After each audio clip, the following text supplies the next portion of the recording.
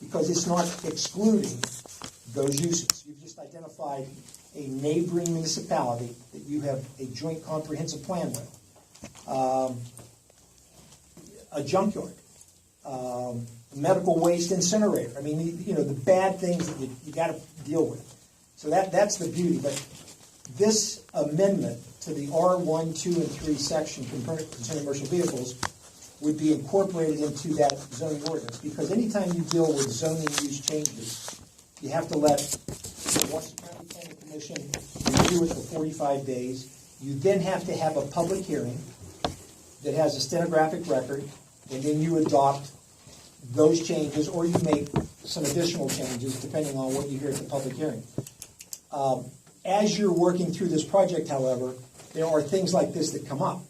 And rather than wait 3, 4, 5, 6 months, however long it takes to adopt the overall new zoning ordinance, by adopting this language tonight and instructing the consultant to insert that into the zoning amendment ordinance that she's working on, and instructing us to advertise this, you have created a pending ordinance, which means if someone comes in after this public announcement and the public advertising, they have to meet those qualifications even though it hasn't become final. That's known as the pending ordinance doctrine.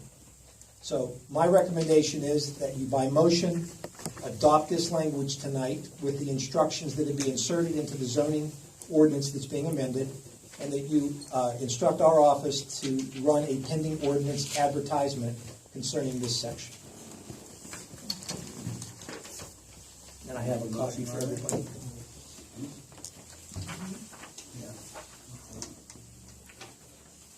Do I hear a motion on it? I'll make a motion.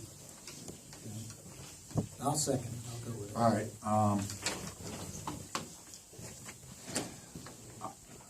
As long as we're going to get more public input on this, There has to be a public hearing. has to be a public hearing.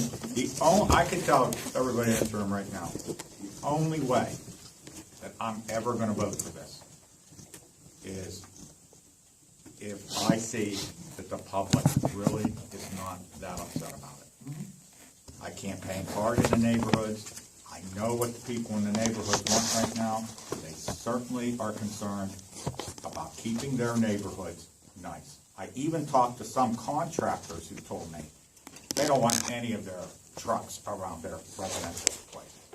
What I'm also concerned about is, that's fine, Mr. Kearney, what you said, but then, okay, my vehicle's broke down, so it's going to stay there a week. Then it becomes 2 vehicles. Then we add another one, and then it just goes on, and we're back to the same situation, except we added another vehicle. And I'm going to have a real hard time with this one. I could tell you, I probably will vote no, but I'm willing to keep an open mind until then. To answer, for one, if it's a broke down, that would fall under, you can't have an operator. Harold and Jared could speak to that more. They wouldn't be able to get away with that and use that as an excuse. Just to give you a background, since you weren't on the board when this initially came up, I think Harold brought it to the Planning Commission a year and a half ago, 2 years ago. 2014. The township zoning ordinance does not say one way or the other whether this is permitted. I know, it's a gray area. It's a gray area. Correct. Some individuals complained about it. Harold said, I don't know if I can enforce this because it doesn't fall one way or the other. Took it to the Planning Commission, took it to the board. The Planning Commission basically at that time said, there's a lot of these examples throughout the township. Do not want to prevent people from being able to earn a living. That was the response from the Planning Commission. Left it alone. Individuals then filed a mandamus against the township, asking the judge to order the township to enforce their ordinance.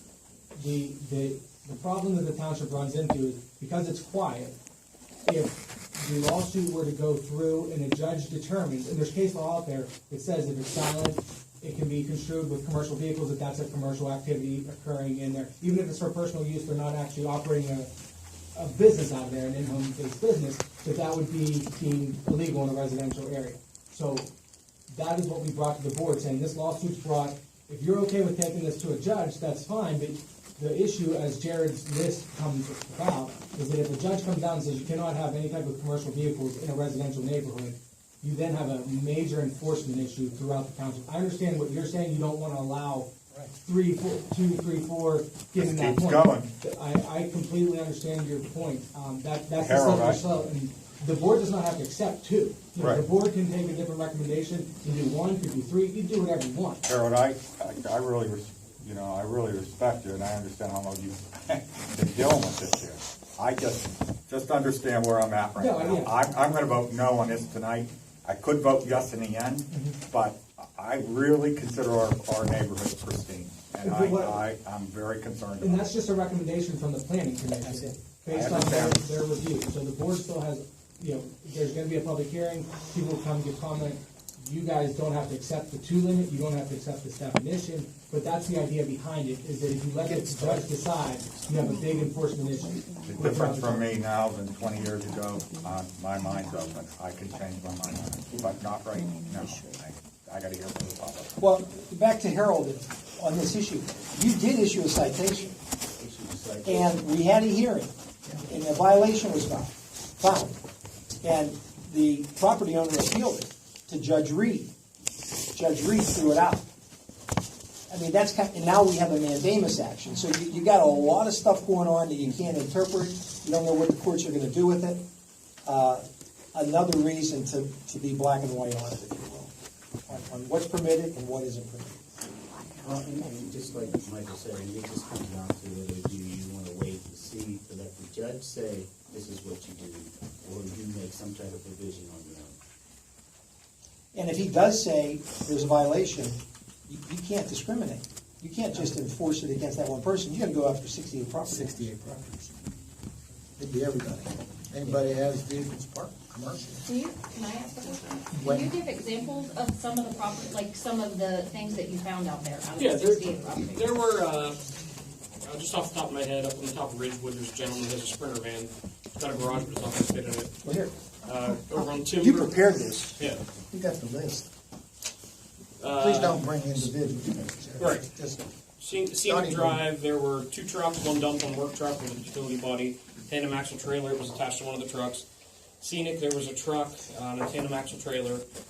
Another Scenic with a trailer. And again, these are